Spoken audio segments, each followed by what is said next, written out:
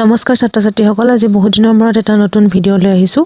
আজিৰ ভিডিঅ'টোত মই অসম জাতীয় বিদ্যালয়ৰ অধীনৰ ক্লাছ 5ৰ অসমীয়া বিষয়ৰ নিয়ৰ নামৰ কবিতাটোৰ প্ৰশ্ন উত্তৰসমূহ কৰিবলৈ লৈছোঁ। ব'লাচোন ভিডিঅ'টো আমি আৰম্ভ কৰোঁ। এই পাঠটোৰ যিকেইটা চমু প্ৰশ্ন আছে, সেই প্ৰশ্নবোৰ ইতিমধ্যে বেলেগ বেলেগ ইউটিউব চেনেলত দিয়া আছে। গতিকে মই ভাবিলোঁ মই এইকেইটা প্ৰশ্নৰ ওপৰত আকৌ পুনৰবাৰ ভিডিঅ' নিদিওঁ। সেয়েহে মই এই পাঠৰ যিকেইটা চমু টোকা আছিলে, যিকেইজন ব্যক্তিৰ ওপৰত চমু টোকা আছে, সেই চমু টোকা কেইটা মই তোমালোকক দিম। প্ৰথমে আমি জানিম চন্দ্ৰকুমাৰ আগৰৱালাৰ বিষয়ে। চন্দ্ৰকুমাৰ আগৰৱালা 1867 চনত জন্ম হৈছিল। তেখেত অসমীয়া ৰোমান্টিক যুগৰ প্ৰধান হোতা মুখ্য ব্যক্তি বুলি তেওঁক কোৱা হয়। এওঁ জোনাকী নামৰ যিখন কাকত আলোচনী আছিল, সেই আলোচনীখনৰ তেওঁ প্ৰতিষ্ঠাপক সম্পাদক। জোনাকী কাকতৰ জৰিয়তে তেওঁৰ দ্বাৰা ৰচিত যিটো বনকৰি নামৰ কবিতা, গীতি কবিতা, সেই গীতি কবিতাটোৰ যোগেদি পোনপ্ৰথমবাৰৰ বাবে অসমীয়া সাহিত্যত ৰোমান্টিক ভাৱধাৰাৰ আগমন হয়। তেওঁ প্ৰকাশিত কবিতা পুথিসমূহ হৈছে মূলতঃ প্ৰতিমা আৰু বিন বৰাগী। আৰু মৰণোত্তৰভাৱে তেওঁ এখন কবিতা পুথি প্ৰকাশ পাইছিল, সেইখনৰ নাম হৈছে চন্দামৃত। প্ৰতিমা পুথিৰ বাবে তেওঁক প্ৰতিমা খনিকৰ বুলি কোৱা হয়। তোমালোকে নিশ্চয়কৈ জানা যে খনিকৰ মানে হৈছে যিয়ে কোনো বস্তু গঢ় দিয়ে বা বনায়, তেওঁক খনিকৰ বুলি কোৱা হয়। যিহেতু প্ৰতিমা পুথিখন অসমীয়া সাহিত্যৰ বাবে মূল্যৱান এক সম্পদ, এই প্ৰতিমা পুথিৰ ৰচয়িতাজনক প্ৰতিমা খনিকৰ বুলি কোৱা হয়। প্ৰতিমা পুথি সম্পৰ্কে লক্ষ্মীনাথ বেজবৰুৱাই খুব ধুনীয়া এষাৰি কথা কৈ গৈছে।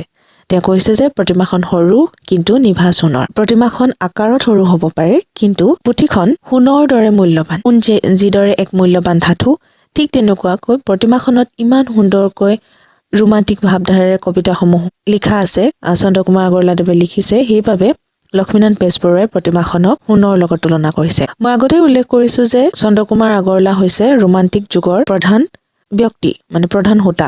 সেয়েহে তেওঁ কবিতাত ৰোমান্টিক ভাৱধাৰাৰ লক্ষণসমূহ দেখা যায়। যেনে তেওঁ কবিতাত প্ৰকৃতি প্ৰীতি, সৌন্দৰ্যৰ সাধনা, অতীত প্ৰীতি, মানৱ বেদনা আদি কবিতাৰ লক্ষণসমূহ প্ৰকাশ পায়। ইয়াৰ পিছতে আহিলে হেমচন্দ্ৰ গোস্বামী। হেমচন্দ্ৰ গোস্বামী অসমীয়া সাহিত্যৰ জোনাকী যুগৰ অন্যতম ত্ৰিমূৰ্তি। ত্ৰিমূৰ্তি মানে হৈছে ত্ৰি মানে তিনি বুজায়, আৰু তিনিজন ব্যক্তি যেনে চন্দ্ৰকুমাৰ আগৰৱালা, লক্ষ্মীনাথ বেজবৰুৱা আৰু অন্যতম ব্যক্তি হৈছে হেমচন্দ্ৰ গোস্বামী। হেমচন্দ্ৰ গোস্বামীদেৱ একাধাৰে কবি, বুৰঞ্জীবিদ আৰু অসমীয়া অভিধান প্ৰণেতা। তেওঁ প্ৰথম অসমীয়া চনেট কবিতাৰ জনক।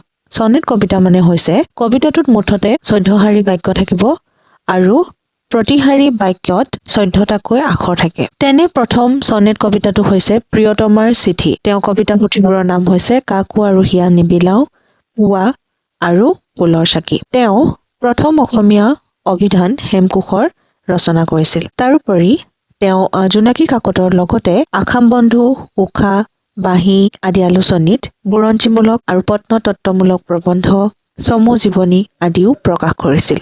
লক্ষ্মীনাথ বেজবৰুৱা জোনাকী যুগৰ যিহেতু ব্যক্তি, তেওঁ জোনাকী কাকতৰ লগত ওতপ্ৰোতভাৱে জড়িত। তেখেত একাধাৰে কবি, নাট্যকাৰ, গল্পকাৰ, ঔপন্যাসিক, হাস্যৰসিক আৰু সমালোচক। লক্ষ্মীনাথ বেজবৰুৱাদেৱে অসমীয়া সাহিত্যৰ প্ৰায় সকলো দিশতে সাহিত্য ৰচনা কৰি থৈ গৈছে। সেয়েহে তেওঁক সাহিত্যৰ ৰথী বুলি কোৱা হয়। ৰথী যিয়ে ৰথ এখন পৰিচালনা কৰে, তেওঁক ৰথী বুলি কোৱা হয়। সেইদৰে লক্ষ্মীনাথ বেজবৰুৱাইও সাহিত্যৰ প্ৰতি, অসমীয়া সাহিত্যৰ প্ৰতি তেওঁৰ যি প্ৰেম, যি ভালপোৱা, মাতৃভূমিৰ প্ৰতি তেওঁৰ যি ভালপোৱা, তাৰ বাবে তেওঁ অসমীয়া ভাষাক আগুৱাই নিবৰ কাৰণে সেই দায়িত্বও মূৰ পাতি লৈছিল।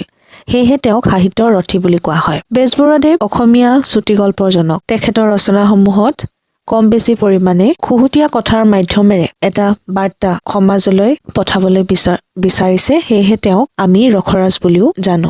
তেখেতৰ মুখ্য সাহিত্যৰাজিসমূহ হৈছে কবিতা পুথি, কদমকলি, নাটক, লিটিকাই, নুমল, চিকৰপতি, নিকৰপতি, পাচনি, বুৰঞ্জীমূলক নাটক জয়মতী, বেলিমাৰ, চক্ৰধ্বজ সিংহ, উপন্যাস পদুম কুঁৱৰী, এখনেই উপন্যাস তেওঁ ৰচনা কৰিছিল।